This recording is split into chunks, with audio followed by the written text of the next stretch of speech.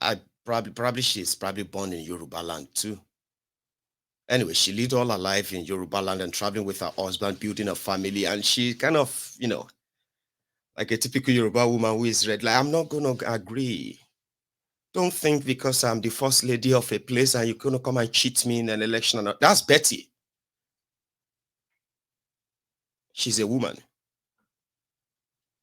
She doesn't represent Igbos. She represents herself and the typical Nigerian elites, chancers, opportunists, pickpockets, scavengers, scroungers. And she does fight dirty too, especially when it comes to the women locking around her husband. Oh, she doesn't take that easy. In fact, she believes that her husband was poisoned by one of them. The statement made by that guy saying that they were trying to pray for Aketi and pray for Akeredolu when he was very sick. The wife won't let them. I think that also popped up when they said the woman was actually bringing concussion to Akeredolu to get well. And the wife caught her. Oh dear, she had to leave this long social media rants. First Lady of Ondo State sending a warning to her husband, the side chick. The second time I'm hearing her voice. This time it's pretty much audio. Listen. Good morning, everyone. This is Arabiri. I have a message for Ademusa, and I believe that she is on this Aketi Women's platform. I don't have her number, and I don't think she's worthy of me having her number. I want this woman to stay away from my husband. Stop sneaking in concussion. According to her, they are from her pastors, her fake pastors, to give my husband to drink. We rely on medical care. We rely on Western style of medical care, and Aketi will get well. But what has triggered this very message is her recent nocturnal meetings to become the deputy governor of Ondo State. Look at you. What have you got upstairs to be the deputy governor of Ondo State? Yeah, peradventure, if anything happens to Aketi, Lucky takes over. It is a constitutional thing. But for you to be scheming, I warned Aketi from the word go that this woman is evil, this woman is no good. And it is happening. She has nothing good for you. I warned you. This woman is bloody evil. But I'm warning her for the very last time to stay away from my husband. And look, if you're dealing with an Igbo woman in this kind of situation, I will deal with you mercilessly. You will never forget in your life. For the very last time, Ademosu, whatever you call yourself, stay away from Aketi. Stay away from sneaking in those concussions. Stay away this woman. You won't find it funny with me, oh. You will never find it funny with me. You are very, very a terrible human being. Go away and go and enjoy your loot. Betty, I told you she fights. Maybe this will give all of you the idea of everyone who is going to say one or two things about her. Because they have their own personal dislike for her. They believe she's like this or that. Anyway, and she knows that too. And as real, as true as that is, it has nothing to do with Yorubas or the Igbos. It has nothing to do with where she comes from or where Aketi himself comes from. But that would just be you being naive. with the type of politics that they are already spreading, starting from that Lagos. It is deliberate. And the reason why I've told you this before, that the Igbos will be blamed for everything, right? Because that is the escapism, sort of escape mechanism for some of these bigots, for them to face their responsibility, or take responsibility for their own actions, or in fact be honest and truthful to themselves. They would rather go the extra way and look for who to blame. How could you then suddenly turn Betty and this relationship with Aketi and all of that into Igbo versus Yoruba? They did it in Lagos. And when they tell themselves that don't go and do this, don't go and do that, and the rest of that, they are not mistaken. They are spreading the division and all that. And for those of you who were born to believe that Nigeria is this or Nigeria is that, for the sake of your own children, I know this might sound a little bit off to some of you because you don't really like hearing that, Abi. You don't like it. We are already having the criminals that especially we, the Yorubas, the battle, that is going to be the battle of identity that these criminals are already implanting in our midst. They are calling everyone who has any dual parentage, not dual parentage per se, like dual ethnic nationalities like that. In Yoruba land, if I marry an Igbo woman, or any woman for that matter, from anywhere in the world, and they pick up that name, they automatically become Yoruba. It is by that. My children are automatically Yorubas. That is what my own tradition says. That is what my culture says. But now we are having those who are now using this against such children. They are questioning their heritage. They are questioning their ancestry. That should never be questioned. And they are doing this to make sure that they want to create a society where you always have that your limitation, where you can have a caste system. And it is always through a political means. The people who are trying to champion the idea of self-preservation for the sake of the Yorubas, they don't even give a damn about Yoruba. They have no investment in the real Yoruba people. I mean, look around you. And they know that. It is just that fear that they are spreading, Abi. So if you are bringing any children to this world in this politically divided Nigeria, you better get yourselves actually prepared ahead for the day when Nigeria will cease, because Nigeria will cease. The diversity they eat from you, or they pretended to be managing for a while, is breaking tatter. It's already broken. If I take you to the middle belt part of Nigeria today, the real fight there, the real terrorism that is going to take generations, except Nigeria break up,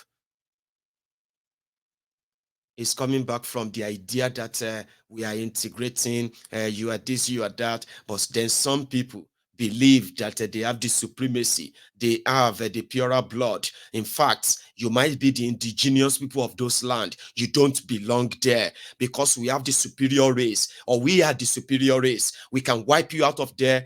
Living in any part of Nigeria, to them, it is pretty much like a privilege. It is no longer your right. Now, you see, they started with diversity. Let everybody moving. Back in Latin, back Osi, and they started speaking Hausa in Middle Belt.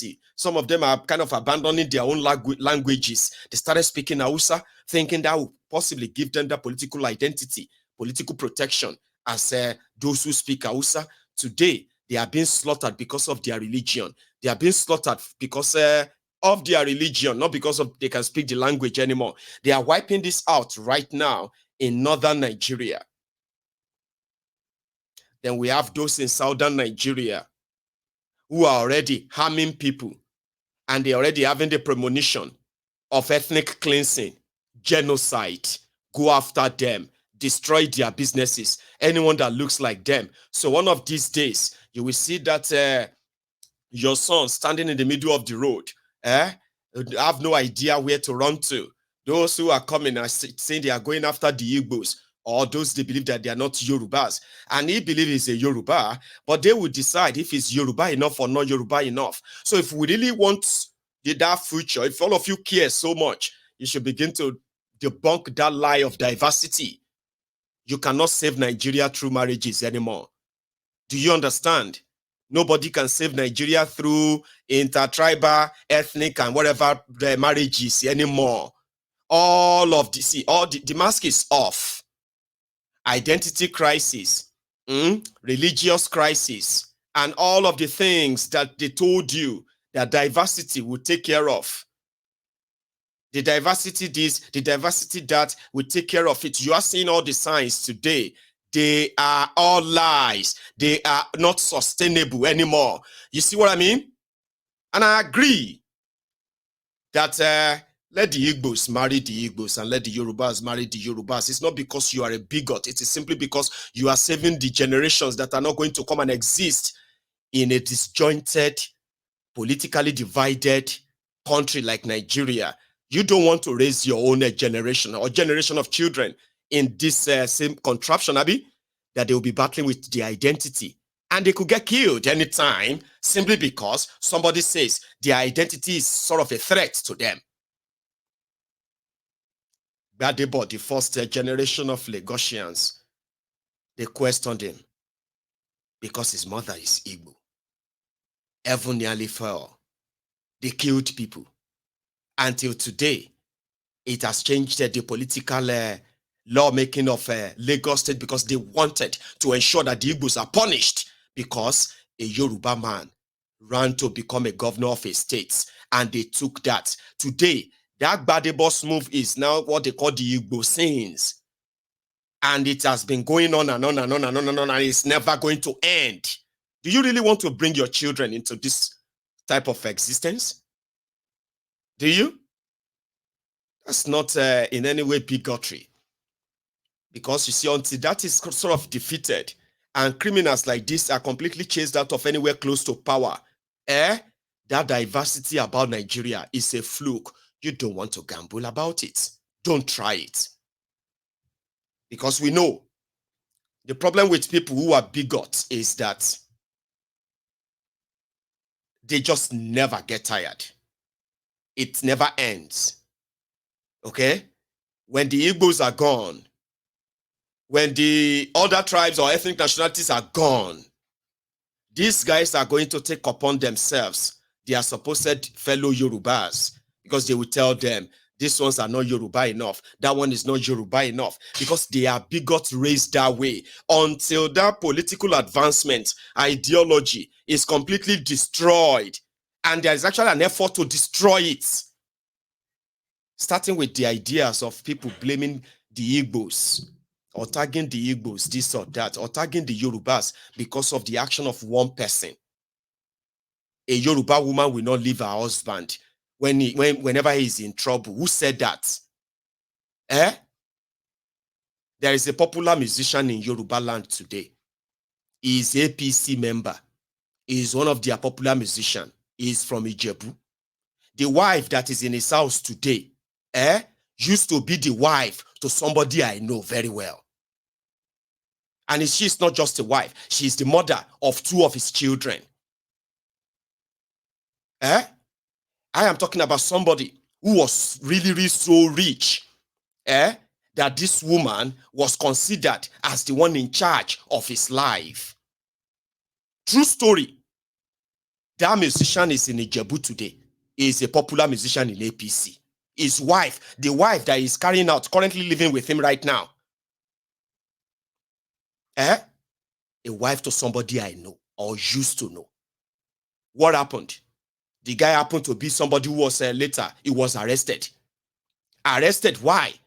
Because he was into bunkering. You know, bunkering, stealing crude oil or stealing oil, or, in vessels and all of that. When they arrested him, and they seized his vessel, this woman helped I mean, what do you call it? Help those who are going to buy whatever property she could get from him. Every other thing that she knew about him, she sold everything, relocated to London. This Egbon languished in their detention in Nigeria for more than 3 years. By the time they were done with him, it became nothing. If you see him today, you will give him money. That Egbon is still also in Ijebu today. This woman resurfaced again, and she's now the prominent wife of this popular musician in Ijebu today. APC musician. I didn't see any name. Some of you actually know her very well. I know her one-on-one. This boy, if you see him today, you will give him money. What about the children? Of course, now she says she did it because of her children. Before they would take everything from him, she sold everything. She didn't sell everything to keep for him. No. She sold everything, relocated to London. 2-3 years after that, she's now the most beautiful woman beside this musician who is also feeling cool, dancing cool. If anything happened to him too, she will do the same thing to him. And she's a Yoruba woman. How many of you have similar stories from your own different tribes too? And how many of you also have the stories of those women who have actually stood their ground to make the men you see today? When the greed of their family members or those associated with them is not like that of the greed of these bigots who wanted to turn the death of one of the crooked criminals of Nigeria, they want to turn it into a tribal war. And you, Dumbo, you are saying it's true. It's true. I'll be very, very careful. I'll be very, very careful of a Igbo woman. I'll be very careful of a Egba woman. I am very afraid of an Egba woman. I mean, Ijebu woman. They said all these Ilorin women, they are so follow them. And you are not paying attention to the political party where they are manipulating you, manipulating your brain. They don't give a damn who you marry. Nobody gives a damn about who you marry. Make your choice wherever they come from. That's yours. How is that Igbo versus Yoruba? How? And some of you are supposed to be smart enough, but you have no idea when you are being manipulated by low lives who actually don't really value anything. So I have offered my own advice. You don't have to take my advice, okay? But listen, if you actually see where the future of Nigeria is going in all of this, you will never believe in those intertribal whatever anymore, okay? Build your race and build those that will defend and stand by it, not those that will be trapped in a contraption that, you know what I mean? Maybe when everybody now goes their separate ways and we have our different countries, then you can go and do the same we do now. You go to Europe, you marry a white woman and take her back home. Or you go to Europe, you marry a white man and you take him back home too. It doesn't really change anything other than starting a family and extending it beyond the borders, Abi.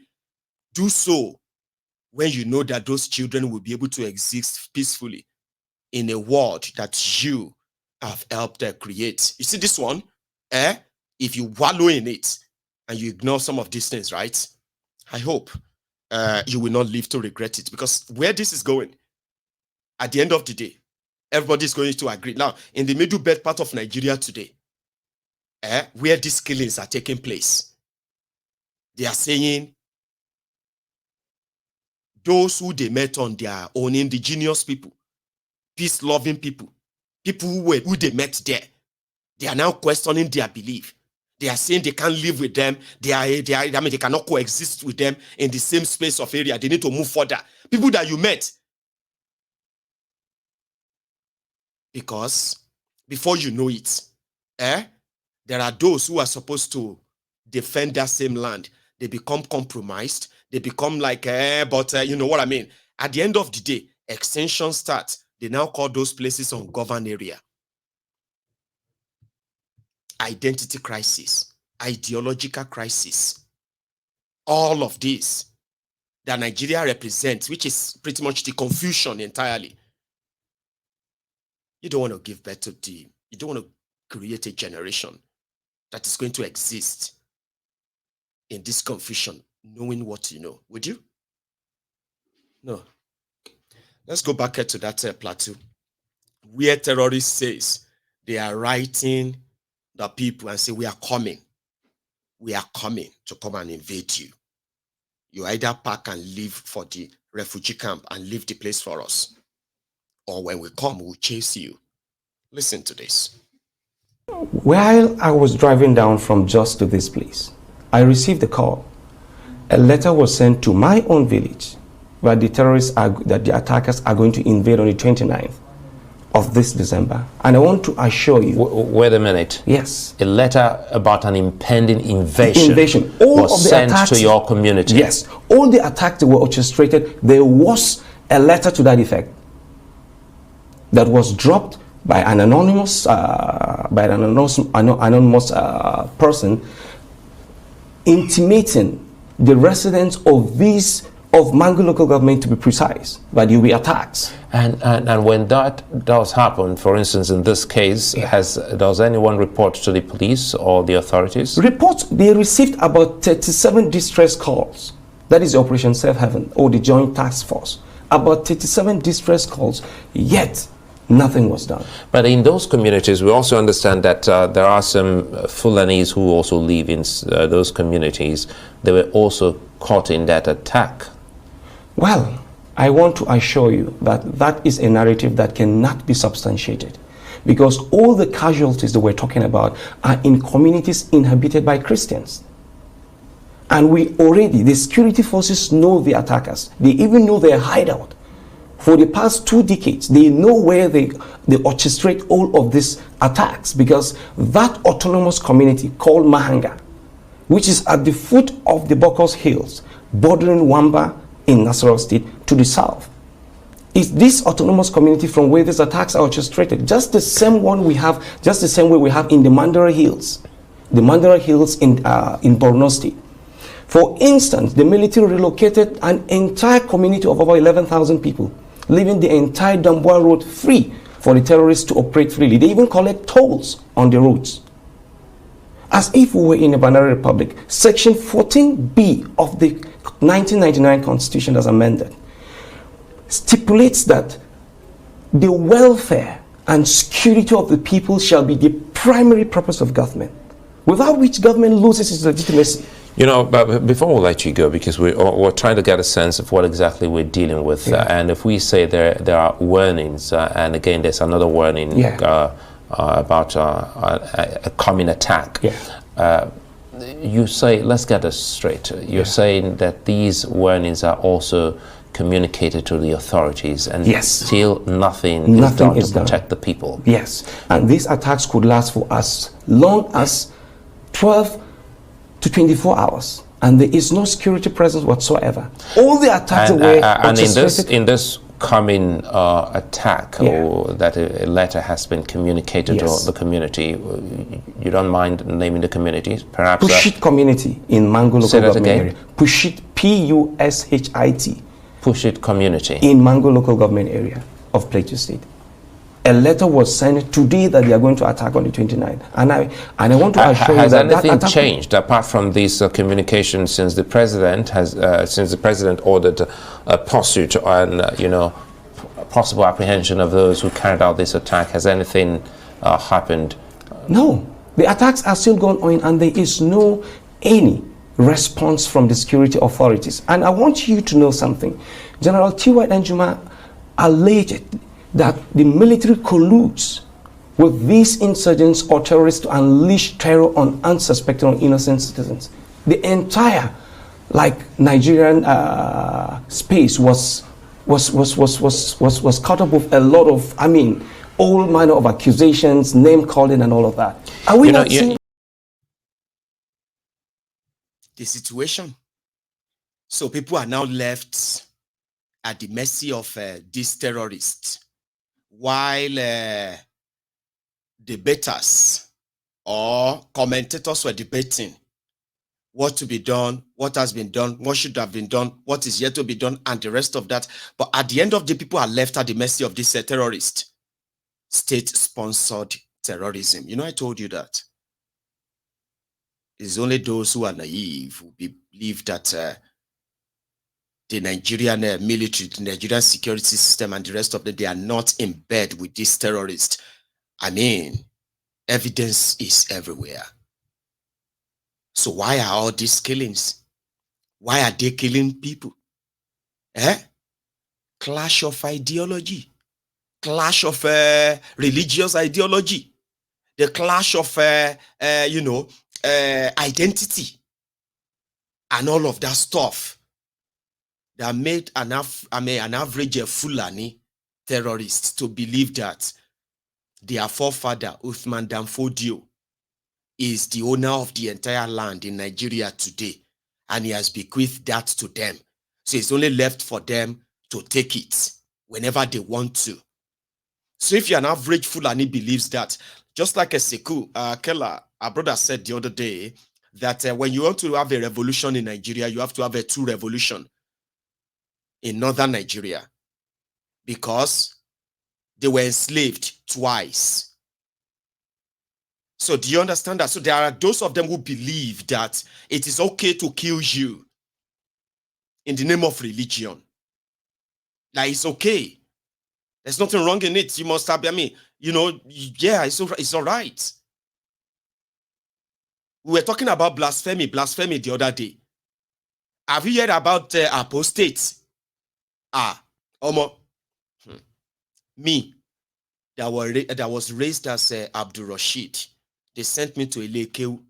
I started reading the Quran around that time before Keshu took Bajoba, because that's what they told me. Because by the time I became, when I became like me, that I do whatever I wanted to do without following anybody's goddamn rule, right? So they said, Shola, when you used to be a very good boy, okay? You used to be a very good boy, listening boy, and all of that stuff. You go to the mosque, you read your this and that stuff, right? Then afterward, Satan took over. And the moment the Satan took over your life, you have never remained the same again. I said, Eshutik Bajoba, that is all right. That's what they said. In my life, when I was practicing Muslim or Islam, I didn't know anything about blasphemy. That if you say something that somebody doesn't like about Muhammad, they will kill me. I didn't know anything about that. Omo, I didn't know anything about apostates. Do you all know what is called apostates? Let's say you decided to join Islam now. From what do you call it? From Betty. And you become Aliyah. So which means you are now a Muslim. Okay? Baba, you must die as a Muslim. If you decide that you are not doing Muslim again, that you want to go and be a Christian, or you want to go, you are not doing again, I know they do again, I don't do Muslim again, you have committed apostate, and it is death sentence. So I swear, when they talk about Islamization, that's what they are telling you. These extremist criminals from this jihadist northern Nigeria. If you say you converted to Islam today, and they are calling you Hajara, Hajia, Hajara, hey Ali baby. Or they are calling you brother Rishi, brother Kozim, brother Kodri, brother this or that. But you can't say you don't change your mind. Say, I know they do again, I don't do Muslim again. I want to go back and become a Christian again. But that is called apostate. It is called apostate. You cannot say you are no longer doing Muslim. They will kill you. If they kill you, it's okay. I didn't know that. That is what is called Sharia. That is what they are killing people for in northern Nigeria. They kill you, say because you said something that they believe that is insulting to Muhammad, or you just you insulted the Quran, or you throw the Quran on the floor. How could you throw a Quran on the floor? Ya kill him straight. Quick, they don't kill you. No explanation, no nothing. It's just like that, dead. Yes. somebody can accuse you of saying something you didn't say. They don't kill you. Blasphemy. Yeah? They do Thanksgiving for church. You go there. You say, praise God. Yeah? I used to be a Muslim, and now I have met Jesus Christ, and God has touched my life. If you try that in Borono, announce your obituary, no joke, yo. Don't stop you are announcing your own obituary. You better run away. You better really, really run far, far away. And this is not a joke. It's happening in Nigeria right now. Apostasy, something like that. So those are deals that the people in the middle belt part of Nigeria are fighting. Watch this. On the Plateau is a sad one. It's a gloomy one because of the insurrection that has happened to us, because of the attacks on our lives and our properties. We just got back from Bigots, Akeredolu, Plateau Specialist Hospital, and the Jos University Teaching Hospital, where our people are receiving treatment. The leader of the delegation that went with us is the Secretary to the Government of the State, Akeredolu, the Chief of Staff to the Governor, the Commissioner of Health, the Commissioner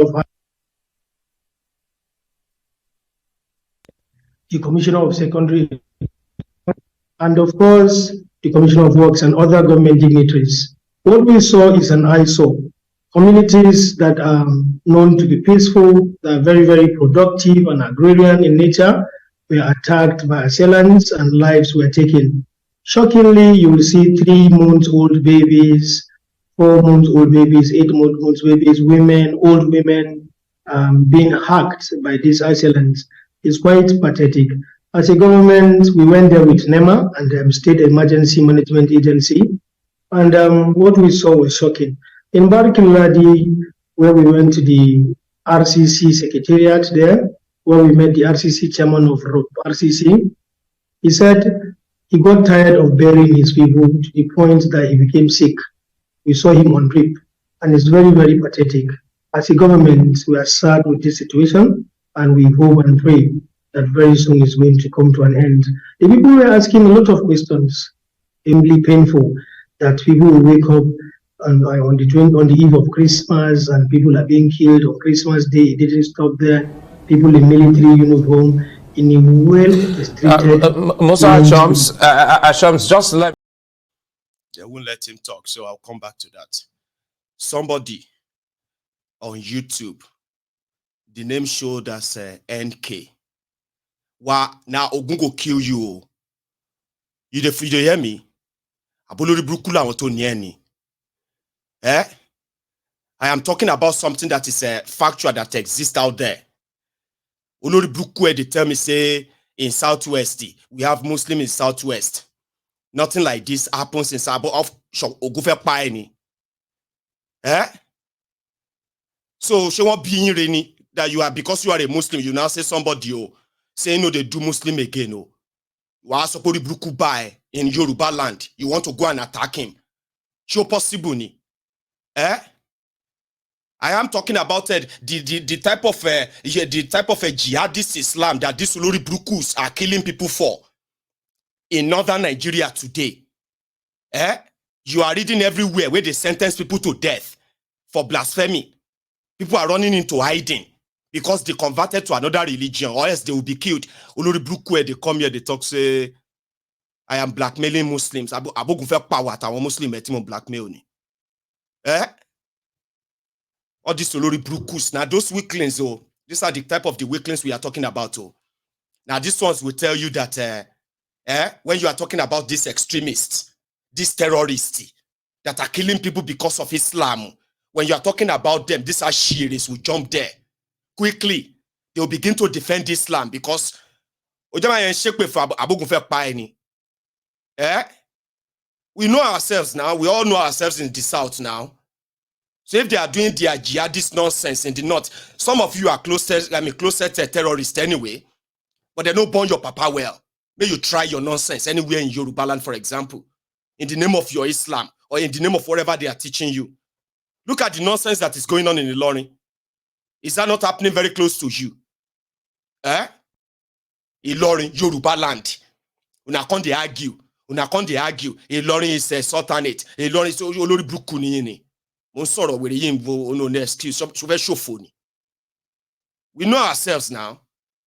Is that not why we are all like up and saying, make them keep all their Sharia nonsense in the north, break up the entire place, make them did their day, so that one olórí burúkú will not come around and say they should not practice Isheshe in Ilorin because of Allah, because of your Muhammad. Shey we don't know wetin dey happen ni? Mo sọ̀rọ̀ ló shins of me pay mo blackmail, nothing like that happen here. Of course now, why would they happen in the south? That all shake fun. Una go come group una self, Come they talk say okay somebody insulted Muhammad o wa lórí burúkú kan wá bá ẹ o ti yes wa lọ kó àwọn tabligh ẹgbẹ́ pack all this your tabligh and all this nuisance like yourself, come they look for anybody wey insulted Allah, show possible ni gba tó ya wèrè. But majority of you are codedly, secretly defending all these murderers in the name of defending Islam, defending Allah. When we talk, you go, don't say that about Islam. Olórí burúkú ni ẹni. Ṣé mo jọ àwọn tó wá láti àwọn bèrè tó wá láti kíni ni? That's what they do now. When you say something, they won't defend the Abrahamic Jesus, Abina, Allah, anything, anywhere. When you're having a real conversation, bunch of, what do you call it, I think it's actually like religious slaves. We are seeing all these criminals do what they do up north. A lot of us are wondering, waiting they happen, God save. Which level now? You are killing people because of their religion, and you are feeling cool about it, and then you are like, you are doing shofoni. Is that not why we are all like, everybody carry anything where everybody feel carry you? If you carry your Allah anyhow with your gun, share you get until you kill the last person, which is not going to happen except for some of you weaklings, bunch of weaklings. That they have used religion to weaken you, weaken your mentality. On defend Allah. The defender of Allah. I won't weary. Somebody said that if you have to like defend your God, that means you don't even have any God. You are just as stupid as whatever you think you believe in. Fair defend Allah. Fair defend the God. Fair defend the Batawo. Are you not mad? Show mad, So this was said, okay, well, they have this idea of, this is the police. Good day, ladies and gentlemen. My name is Olumiyowa Adejobi, Assistant Commissioner of Police and the First Public Relations Officer. We want to address Nigerians on the Plateau killings. As the Inspector General of Police condemns acts, orders thorough investigation and deployment of manpower and resources. In the wake of the appalling attacks on numerous villages in Plateau State, resulting in the tragic loss of lives in Bigots and Bakinladi local government areas, the Inspector General of Police of the Federal Republic of Nigeria, IGP Kayode Akeredolu Egbetokun, PhD, NPM, vehemently condemns these heinous acts as not only barbaric but also reprehensible and inhumane. In response to this grave situation, the Inspector General of Police has taken decisive action by ordering the immediate deployment of additional manpower and resources to Plateau State. This strategic move aims to assist the local police authority and other security apparatus in effectively managing the crisis and ensuring the safety of the residents in the affected local government areas and the entire state. Furthermore, recognizing the need for a thorough investigation The IGP has directed the Deputy Inspector General of Police in charge of the Force Criminal Investigation Department, Force CID, and his counterparts in the Department of Force Intelligence to constitute a high-powered investigative team. This team is tasked with bringing those responsible to justice. The police and other security agencies are deploying both kinetic and non-kinetic approaches to tackle the lingering crisis which look recurrent in the state. The IGP further admonishes warring groups, residents, and the entire state to embrace peace, shun violence, and unwarranted killings of innocent souls.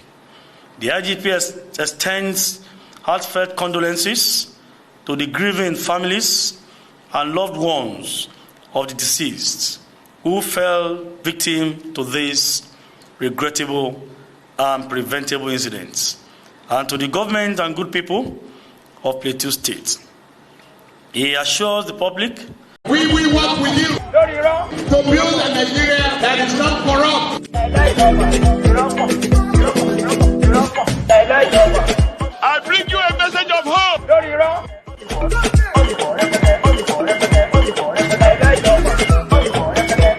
We are going to spend a lot of resources on education.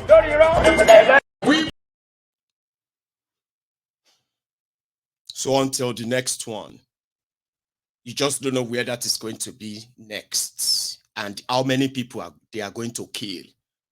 And then everybody will kind of react again and be like, hey, even shitty man. The Shekau of Aso Rocky was also there. We will fight for you. His Excellency President Bola Ahmed Tinubu is deeply shaken by this tragedy and shares in this unspeakable sorrow that has shattered the joy of Christmas across the country. When one community bleeds, the entire nation feels the pain. The pain we feel now transcends ethnicity or religion, geography or politics. The grief that binds us is a testament to our shared humanity, no differences. Each of us here knows the pain of losing one or two loved ones, but burying families is a rare experience, an indescribable nightmare. We cannot fathom the depth of this grief beyond the experience of the bereaved. We can only offer to assuage your pain. What has happened to you is a funeral for the entire nation. Our hearts bleed alongside yours, our dear brothers and sisters in Bokos, Barkeladi, and all over Plateau State. We came to power promising to uphold the sanctity of every citizen's life. And now is the time to reassure you that this inter-community violence, which has hijacked the humanities and serenity of this beautiful state over the past decades, will never persist under our watch. Nuisance lele. Nuisance lele. Our boss won, yeah. The people behind the terrorism. The ones that are sympathetic to the terrorists themselves. The ones that will tell you they are developing non-kinetic, kinetic, and other nonsense they say to you because they want to tackle terrorists who kill Nigerians at will. Give the speeches and do all those paparazzi and the rest of that, and then I move on. You get that? And until the next one, you know, you just don't know where is going to be the next place or who is going to be the next one. But let me tell you something that you probably have heard me say many times. You see, as for those who probably have who have been in, in the know of what APC, Egbekegbe, represent, which is to steal, to kill, and to destroy. Words, not actions, as much as it is, right? So when we say that somebody, when we say today's victims, they were like those who survived that of yesterday. You see, those who are like who are going to be the tomorrow's victims, they are also like survivors of today. In a way, APC, Egbekegbe, who has reactivated their jihadists in a never seen before onslaught. They will watch, okay, as much as they are doing their best to ensure that they disarm us and continue to disarm the people. They will watch as more land and more space are completely confiscated by these terrorists, and they will be listed as ungoverned area. They will watch. That means if you don't do anything, we are all going to have to wait to die. It is going to be the greatest onslaught that we've ever seen. And the likes of Shitima and Co., they are there to make it happen. I don't know how to put it to you. But if you remember very well, the beginning of Bukwari's murderous regime in 2015-2016, Middle Belt, Nigeria, it is replicating already. And they will always come out to tell you, these are community clashes. They are not community clashes. These are state-sponsored genocide for the purpose of the advancement of their jihadist, their ethnic, jihadist campaign.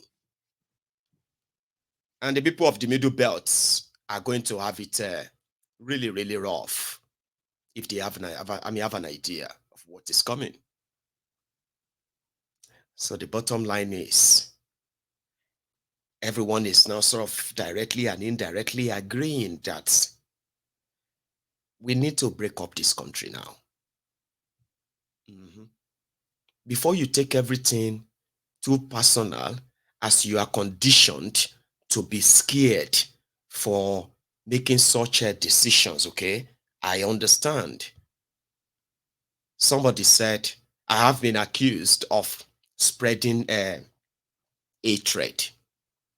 Guess those who have accused me of spreading hatred? The APC, Egbekegbe, accusing me of that. And what do they call hatred? That is when you are to hold them responsible for their own actions and never take any bullshit from them and their lies and the rest of that.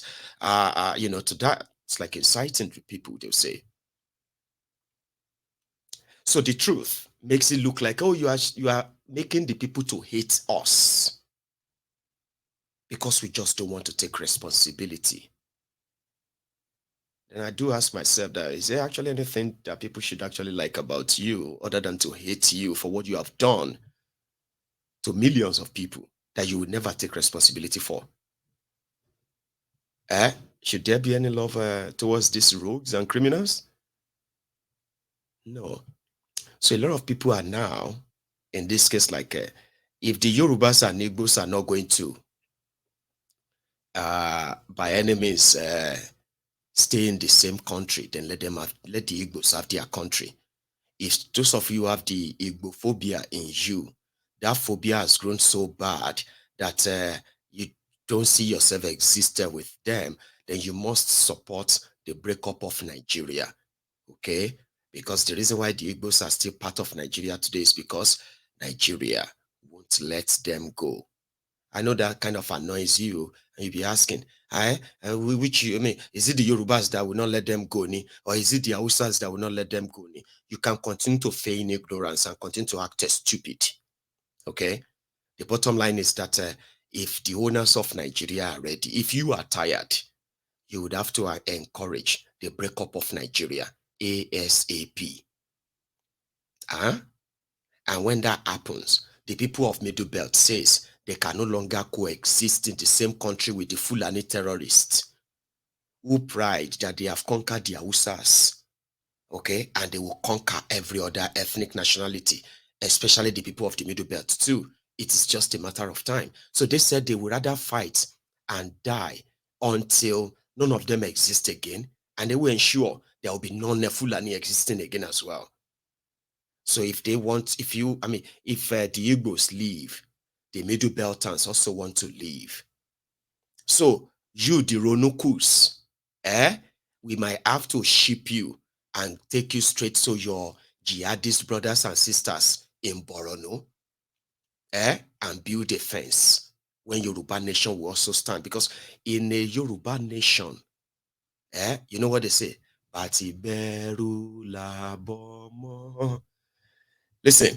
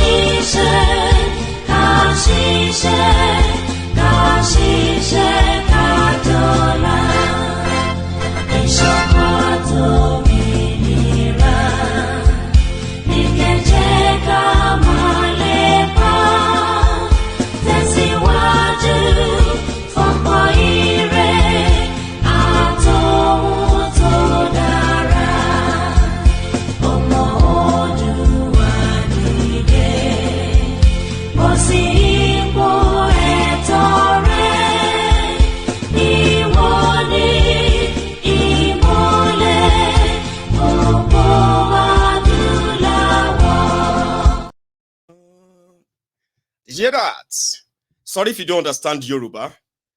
Every word in that anthem speaks glowingly of the Yoruba's energy, Yoruba's prosperity, Yoruba's courage, Yoruba's hospitality, Yoruba's forward thinking, Yoruba's progressiveness, Yoruba's, dream. We are not bigots. We are hardworking, foresighted, futuristic people. We knew what future means when our progenitors invested